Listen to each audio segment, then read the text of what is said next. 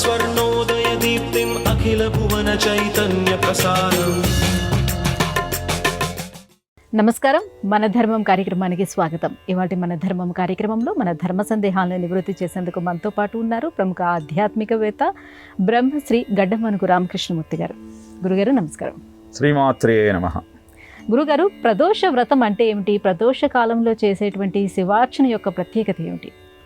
ప్రదోష కాలం అంటే ప్రతిరోజు సూర్యాస్తమయానికి 2:30 గంటల ముందు, సూర్యాస్తమయం తర్వాత 2:30 గల సమయము ప్రదోషకాలం అని చెప్పబడుతుంది.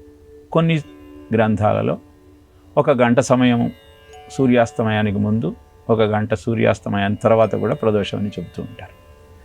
ఈ ప్రదోష వ్రతం అనేది అమావాస్య ముందు, పౌర్ణమి ముందు వచ్చే త్రయోదశి నాడు చేసేటువంటి వ్రతం. నిత్య ప్రదోషం అంటే ప్రతిరోజు ఉండేటువంటి ఈ సమయము నిత్య ప్రదోషం. ప్రదోషము అంటే అర్థము ఏ దోషము లేనిది అని ఒక అర్థం అయితే, దోషభూయిష్టమైనది అని ఇంకొక అర్థం చెబుతారు.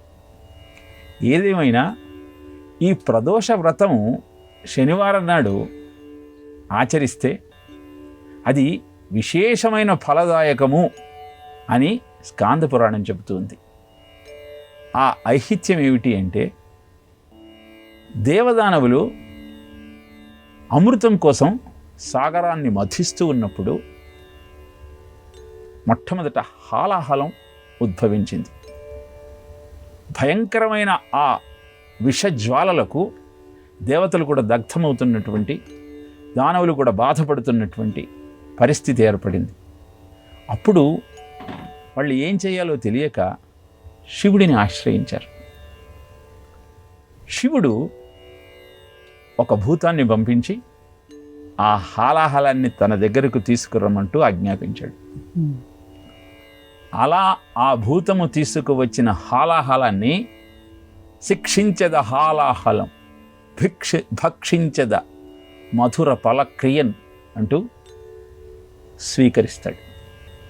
నాలం వా పరోపకారకమిదం ఏకం పశూనాం పతే పశ్యన్ కుక్షిగతాన్ చరాచరగణాన్ బాహ్యస్థితాన్ రక్షితుం సర్వామర్త్యపలాయనౌషధమతిజ్వాలాకరం భీకరం నిక్షిప్తం గళనం గళేన గిళితం నోదీర్ణమేవ త్వయా అని శివానంద లహరిలో అద్భుతమైన దృశ్యాన్ని వర్ణిస్తారు ఆదిశంకరులు. ఆ హాలాహలాన్ని స్వీకరించేటప్పుడు అది మొత్తం మింగేస్తే ఆ శివుడి యొక్క ఉదరంలో ఉన్న లోకాలన్నీ దగ్ధమవుతాయని, బయటికి వదిలేస్తే దేవదానవులు అవస్థపడతారని గళీన గిళితం కంఠంలో దాన్ని దాచుకున్నాడు. అనంతరము ఆనంద తాండవం చేయటానికి ఉద్యుక్తుడైతే ఆయన పాద ఘట్టనలకు భూమి తట్టుకోలేకపోయింది. అప్పుడు నందీశ్వరుడి యొక్క 2 కొమ్ముల మధ్య ఉన్న భాగంలో అద్భుతమైన జయత్వదభ్ర విభ్రమద్ భ్రమద్భుజంగమశ్వసత్ వినిర్గమత్ క్రమస్ఫురత్ కరాళ ఫాలహవ్యవాట్ ధిమి ధిమి ధిమి ధ్వనిన్ మృదంగతుంగ మంగళ ధ్వనిక్రమ ప్రవర్తిత అంటూ అద్భుతమైన నృత్యం చేశాడు. అది చూసినటువంటి దేవతలంతా చాలా సంతోషించారు. అప్పుడు సదాశివుడు అన్నాడు, ఎవరైతే శనివారం త్రయోదశి ఈ విధంగా శివార్చన చేస్తూ నేను గరళాన్ని మింగిలిన ఘట్టాన్ని జ్ఞాపకం చేసుకుంటారు, వాళ్ళంతా ఆయురారోగ్య ఐశ్వర్యాలతో వర్ధిల్లుతారు అని నందీశ్వరుడిని తనను కలిపి స్మరించమంటూ తెలియజేశాడు. అప్పటి నుంచి ప్రతి ప్రదోష కాలంలో శనివారము త్రయోదశి ఆ నందీశ్వరుడితో సహా శివుడికి అభిషేకం చేసి శివార్చన చేసి స్మరించుకొని కావలసిన కోరికలన్నింటినీ నెరవేర్చుకుంటూ ఉంటారు. దాదాపు 14 సంవత్సరాల పాటు కొనసాగించాల్సిన వ్రతం. అంతకాలం చేయటానికి వీలు కాకపోతే వీలైనన్ని ప్రదోష వ్రతాలు చేసి కావలసిన కోరికలను అందుకోవచ్చు. ఇలా ప్రదోషానికి చాలా మాహత్యం ఉన్నది. అలానే ప్రదోష కాలంలో మనం భోజనం చెయ్యవద్దు, నిద్రపోవద్దు, ఏకాంతంగా భార్యతో ఉండవద్దు. తరుణీ ఒక్క ముహూర్తముండు మిది సంధ్యాకాలమిక్కాలమందరయన్ భూతగణావృతుడైన కాలారాతి లీలన్ వృషేశ్వరయానమున సంచరించుచునుండు ఏలా ధర్మమున్ వీడగన్ అంటూ కశ్యపుడు తిథికి తెలియజేస్తాడు. ప్రదోషకాలంలో శివార్చన చెయ్యాలి, కానీ సరసాలాడటం ఏ న్యాయం, తప్పు, ఇది అధర్మము అంటూ తెలియజేస్తాడు. కాబట్టి ప్రతినిత్యము నిత్య ప్రదోషం గమనిస్తూ ఆ సమయంలో శివార్చన చేస్తూ ప్రదోష వ్రతాన్ని అంటే పక్ష ప్రదోషాన్ని శివార్చనతో కొనసాగిస్తూ అద్భుతమైనటువంటి ఆనందానికి సోపానాలు నిర్మించుకునే ప్రయత్నం చేద్దాం. అదే ప్రదోష వ్రతం యొక్క విశిష్టత. రవివారం వస్తే రవి ప్రదోషం అంటారు, బుధవారం వస్తే సౌమ్య ప్రదోషం అంటారు. సౌమ్య ప్రదోషానికి కూడా ఎంతో అద్భుతమైనటువంటి శక్తి ఉన్నది. ఇలా ప్రదోషాన్ని గమనిస్తూ మన జీవితాన్ని ధన్యం చేసుకుంటాం. గురుగారు, మన పురాణాల్లో కొన్ని అంశాలు చాలా వైవిధ్యంగా మనకు కనిపిస్తూ ఉంటాయి. తన యక్షవంశాన్ని నాశనం చేయడానికి వచ్చినటువంటి ధ్రువుడిని యక్షరాజైన కుబేరుడు ఎందుకు ఆశీర్వదించాడు, ఎందుకు వరాలు ఇచ్చాడు? స్వయంభూమనువు కుమారుడు ఉత్థానపాదుడు. ఉత్థానపాదుడికి సునీతి, సురుచి అని ఇద్దరు భార్యలు ఉంటారు. సునీతి కుమారుడు ధ్రువుడు, సురుచి కుమారుడు ఉత్తముడు. సురుచి అంటే ఉత్థానపాదుడికి ప్రేమ ఎక్కువ, ఆమె మాట కాదనలేడు. ఒకరోజు ఉత్తముణ్ణి తన అంకం మీద కూర్చోబెట్టుకుంటున్న సమయంలో ధ్రువుడు అక్కడికి వచ్చి తాను కూడా అలానే తండ్రి గారి తొడ మీద కూర్చోవాలని అనుకున్నాడు. కానీ సురుచి ధ్రువుడికి ఆ అవకాశం ఇవ్వకుండా తోసేసి బాధపడ్డ ధ్రువుడు తల్లి మాటను విని నారదుడి ద్వారా ద్వాదశాక్షరీ మంత్రాన్ని ఉపదేశం పొంది శ్రీ మహావిష్ణువు గురించి కఠోరమైన తపస్సు చేసి ఉన్నతమైన పదవిని పొందాలన్న ఆలోచనను సాకారం చేసుకొని తిరిగి రాజ్యానికి వస్తాడు. అలా వచ్చిన ధ్రువుణ్ణి పట్టాభిషిక్తుణ్ణి చేస్తాడు ఉత్థానపాదుడు. ఆ ధ్రువుడి తమ్ముడైన ఉత్తముడు ఒకరోజు వేటకని వెళ్ళి ఒక యక్షుడితో యుద్ధం చేసి యుద్ధంలో మరణిస్తాడు. ఈ విషయం ధ్రువుడికి తెలుస్తుంది. ఆగ్రహోదగ్రుడై యక్ష వంశాన్నే నాశనం చేస్తానంటూ కనపడ్డ యక్షుడినల్లా సంహరించటం ప్రారంభిస్తాడు.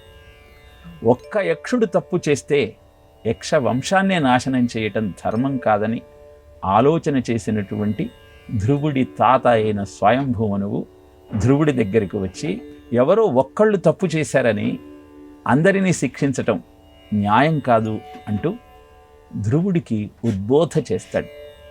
పెద్దల మాట సద్దెన్న మూట అన్న నానుడి బాగా అర్థం చేసుకున్న ధ్రువుడు తన తాతగారి మాట విని కోపాన్ని తగ్గించుకొని తిరిగి తన రాజ్యానికి బయలుదేరుతాడు. ఈ వైనాన్ని యక్షరాజైన కుబేరుడు గమనిస్తాడు.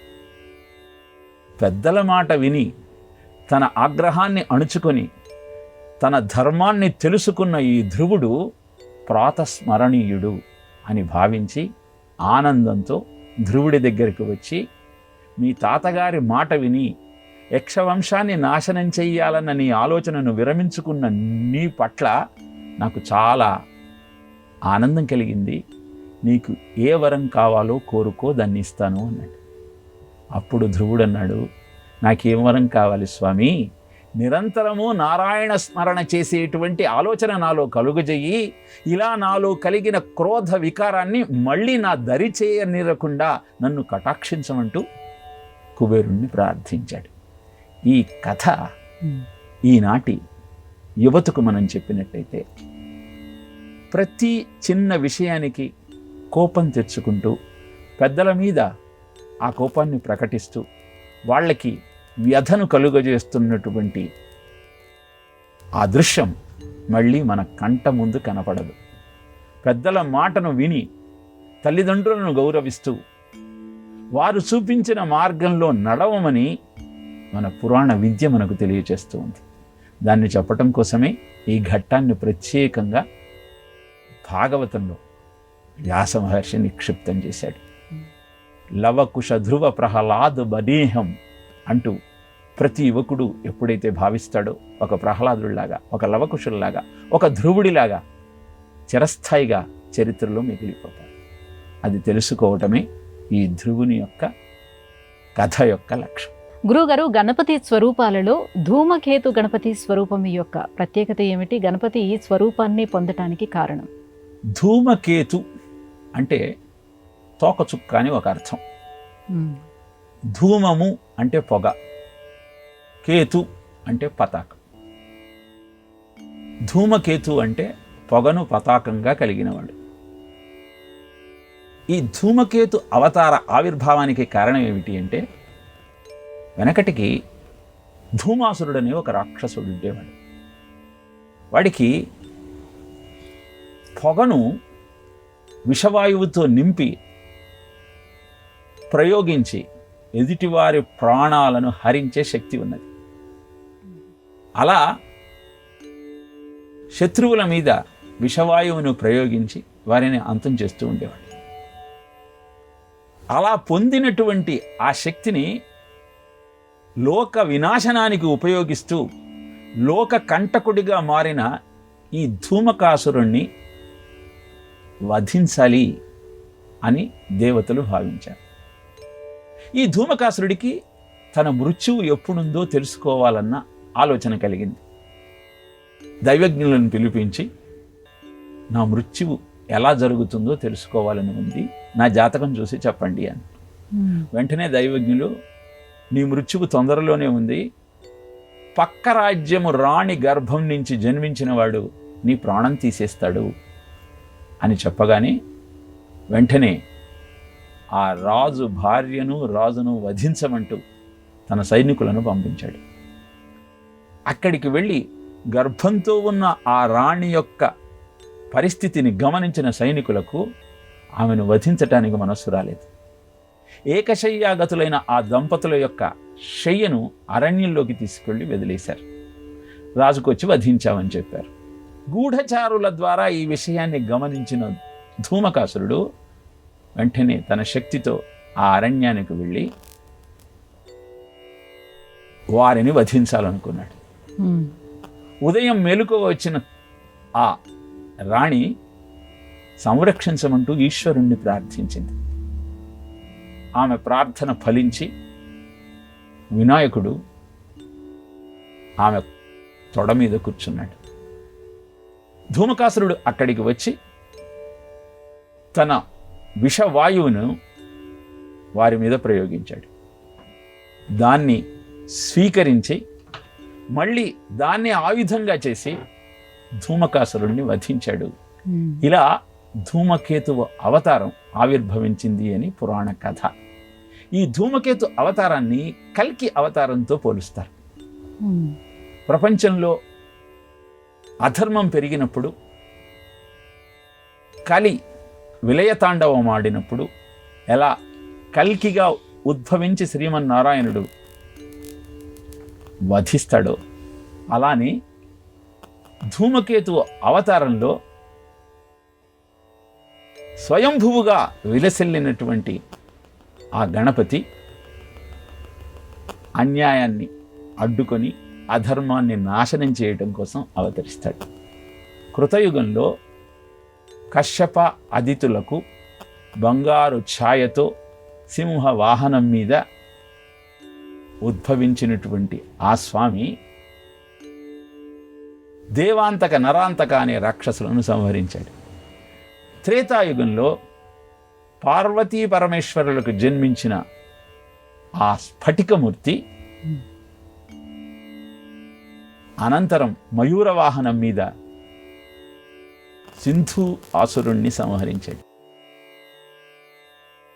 ద్వాపర యుగంలో పార్వతీ నలుగుని వినాయకుడిగా ప్రాణప్రతిష్ఠ చేస్తే మూషిక వాహనాన్ని ఎక్కి ఆ స్వామి గజాసురుణ్ణి సంహరించాడు.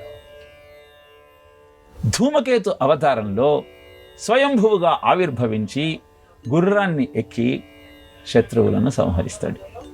ఇది ధూమకేతు అవతారం యొక్క అంతరార్థం. అలా ఆ స్వామిని ధూమకేతు అవతారంగా ఎవరైతే స్మరించి కీర్తిస్తారో వాళ్లలో ధర్మచింతన పెరిగి అన్యాయపు ఆలోచనను వీడి అద్భుతమైన ఆధ్యాత్మిక జీవనాన్ని కొనసాగించడానికి వారి బుద్ధి వారిని ప్రేరేపిస్తుంది. అలా ధూమకేతు అవతార విశేషాన్ని పురాణం మనకు తెలియజేస్తుంది. గురుగారు, తైజస క్షేత్రం అని ఏ క్షేత్రానికి పేరు? ఆ క్షేత్రం యొక్క ప్రత్యేకత ఏంటో తెలియజేస్తారా? బిలం వృక్షం విమానంకే క్షేత్రం తైజసముచ్యతే అని తైజస క్షేత్రం అంటే ఏమిటో నిర్వచనం చేసింది శాస్త్రం. ఎక్కడైతే బిలము, వృక్షాలు, గోపురాలు ఉంటాయో ఆ క్షేత్రాన్ని తైజస క్షేత్రము అంటారు. కాంచీపురం అలాంటి తైజస క్షేత్రం. అక్కడ కామాక్షి అమ్మవారి మందిరం దగ్గర ఒక బిలం ఉన్నది. పరమ వ్యోమన్ అనేటువంటి ఉపనిషత్తు వాక్యానికి అద్భుతమైన నిర్వచనాన్ని మనం ఈ క్షేత్రం ద్వారా తెలుసుకోవచ్చు. అక్కడ మనం ఆ తల్లిని ఆరాధిస్తే మనలోని కుండలిని జాగృతమవుతుంది. అక్కడే ఏకాంబరేశ్వరుడిగా శివుడు ఉద్భవించాడు. వరదరాజస్వామిగా విష్ణువు భక్తులను కటాక్షిస్తూ ఉన్నాడు. ఇలా కైలాసోపి వైకుంఠం వా శ్రీపురం విద్యతే. ఎక్కడైతే కైలాసము, వైకుంఠము, మణిద్వీపము మూడు ఉన్నాయో అదే కాంచీ క్షేత్రం. అక్కడ ముగ్గురి కటాక్షాన్ని మనం పొందవచ్చు. అలాంటి క్షేత్రంలో నువ్వు ఆచరించేటువంటి ధ్యాన, ఆవాహనాది పూజా ప్రక్రియలు, దాన ధర్మాలు నీకు ఉత్తమోత్తమైన ఫలితాన్ని కలుగజేస్తాయి. కాంచీ అంటే భూమండలానికి నాభి. అలాంటి అద్భుతమైన క్షేత్రంలో ఆ తల్లిని ఆరాధన చేస్తూ కామాక్షి తల్లి 3 రూపాలలో కటాక్షిస్తుంది. కామాక్షి, తపకామాక్షి, బంగారు కామాక్షి అని చెబుతారు. తపకామాక్షి దేవిని ఇప్పటికీ మనం ఆ తైజ క్షేత్రంలో చూడొచ్చు, కానీ బంగారు కామాక్షి మనకు అక్కడ కనబడటం లేదు. ఎందుకంటే దాన్ని తంజావూరికి తరలించారు. అక్కడ మనం ఆ బంగారు కామాక్షి అమ్మను చూడవచ్చు. కనుక అద్భుతమైన ఆ తల్లిని ఏణాంకానల భానుమండల శ్రీచక్ర మధ్యే స్థితాం బాలార్కద్యుతి భాసురాం కరతలై పాశాంకుశౌ బిభ్రతీం చాపం బాణమపి ప్రసన్నవదనాం కౌసుంభవస్త్రాన్వితాం తాం త్వాం చంద్రకళావతం అంటూ ఆ తల్లిని మనం కీర్తించగలిగితే మన జీవితం అద్భుతంగా ఉంటుంది. గురుగారు, ప్రతినిత్యము భగవంతుడిని, భాగవతోత్తములను స్మరించుకోవాలని పెద్దలు చెప్తూ ఉంటారు. మరి ఏ దైవాన్ని స్మరించుకోవాలి, ఏ భక్తుడిని తలుచుకోవాలంటారు? ప్రహ్లాద, నారద, పరాశర, పుండరీక, వ్యాసాంబరీష, శుక, శౌనక, భీష్మదాల్భ్యాం, రుక్మాంగదార్జున, వశిష్ఠ, విభీషణాదీన్ పుణ్యాన్ ఇమాన్ పరమ భాగవతాదీన్ స్మరామి. ప్రతినిత్యము ఉదయాన్నే ఈ భక్తుల పేర్లందరినీ తలుచుకోవాలి. పరమ భాగవతోత్తములైన వీరి చరిత్రలను జ్ఞాపకం చేసుకోవాలి. ప్రహ్లాదుడు అత్యంత క్లిష్టమైన పరిస్థితులలో కూడా తనను నిశాచరులు పడవ మాటిమాటికి ఓ పన్నగ సాయి, ఓ దీనబంధు, ఓ ఆపన్న ప్రపన్న అంటూ నితించు కాని కంటతడి పెట్టడు, భయకంప సమేతుడు కాడు. అలా ఏ పని చేస్తున్నా ఆ శ్రీ మహావిష్ణువునే ధ్యానిస్తూ ఉన్న వైనాన్ని నువ్వు జ్ఞాపకం చేసుకోగలిగితే, ఎలాంటి క్లిష్ట పరిస్థితుల్లోనైనా ఆ స్వామి నిన్ను రక్షిస్తాడన్న భావన దృఢంగా నీలో ఉంటే అది నీకు శ్రీరామ రక్షగా నిలుస్తుంది. నారదుడు మోయించు వీణనెప్పుడు వాయించు ముకుంద గీతముల మోయించు సర్వ అఘాళి నిరంతరము నారాయణ నామ స్మరణ చేస్తూ 3 లోకాలలో ఆ విష్ణువు యొక్క మాహత్యాన్ని చాటి చెప్పే త్రిలోక సంచారి నారదుడు. ఈ భక్తుడి యొక్క గాథ నువ్వు తరించటమే కాదయ్యా, ఆ నారాయణుడి యొక్క మహత్యాన్ని నలుగురికి తెలియజేయమన్న సత్యాన్ని చెబుతోంది. పరాశర, పుండరీక, ఇలా ఒక్కొక్క భక్తుడి యొక్క చరిత్ర మనకు ఒక్కొక్క అద్భుతమైన దివ్య అనుభూతి కలుగజేస్తూ ఉంటుంది. కనుక ఆ భాగవతోత్తములను స్మరించుకోవాలి. మరి ఏ దేవతను స్మరించాలి అంటే, భాగవతోత్తముల చరిత్రను నువ్వు ఒక్కసారి తలుచుకుంటే చాలు, భగవంతుడు సంతోషిస్తాడు. ఎందుకంటే భక్తుడంటే, భాగవతోత్తముడంటే భగవంతుడికి అంత ప్రీతి. ఆయుధం పట్టనని శ్రీకృష్ణుడు ప్రతిజ్ఞ చేస్తే ఆయనతో పఠిస్తానని భీష్ముడు ప్రతిజ్ఞ చేశాడు. అలా తన భక్తుడి కోరిక నెరవేర్చి ప్రతిజ్ఞను తీర్చటం కోసం లేని కోపాన్ని నటిస్తూ రథచక్రాన్ని చేతిలో పట్టుకుని భీష్ముడి మీద దాడికి బయలుదేరాడు శ్రీకృష్ణుడు. ఇది ఆయన భక్త వత్సలతను తెలియజేస్తూ, నా భక్తుణ్ణి కాపాడటం కోసం నా ప్రతిజ్ఞను పక్కకు పెట్టేస్తాను, వాడి మాట నేను నిలబెడతాను అని ప్రతిజ్ఞ చేసిన భగవంతుడి యొక్క ఆలోచన విధానాన్ని మనం గమనించవచ్చు. అందుకే ఈ భక్తుల చరిత్రలను, భక్తుల నామాలను స్మరించినంత మాత్రాన అశేషమైనటువంటి పాపరాశి అంత దగ్ధమయ్యి అద్భుతమైన ఆనందం నీ సొంతమవుతుంది. అందుకే ఇది నిత్య స్మరణ శ్లోకం. ప్రతినిత్యము దీన్ని మనం పఠిస్తూ ఆనందాన్ని అందుకునే ప్రయత్నం చేద్దాం. గురుగారు, కుంతీదేవి దేవతలందరినీ ఆహ్వానించి వారి నుంచి సంతానాన్ని పొందింది కదా, ఆ సమయంలో కుంతీదేవి భర్త అయిన పాండురాజు నుంచి అనుమతి తీసుకుందా? భారతంలో ఈ ఘట్టాన్ని చాలా అద్భుతంగా వివరిస్తాడు. మాద్రి కుంతిలతో కలిసి పాండురాజు అరణ్యానికి వేట కోసం వెళతాడు.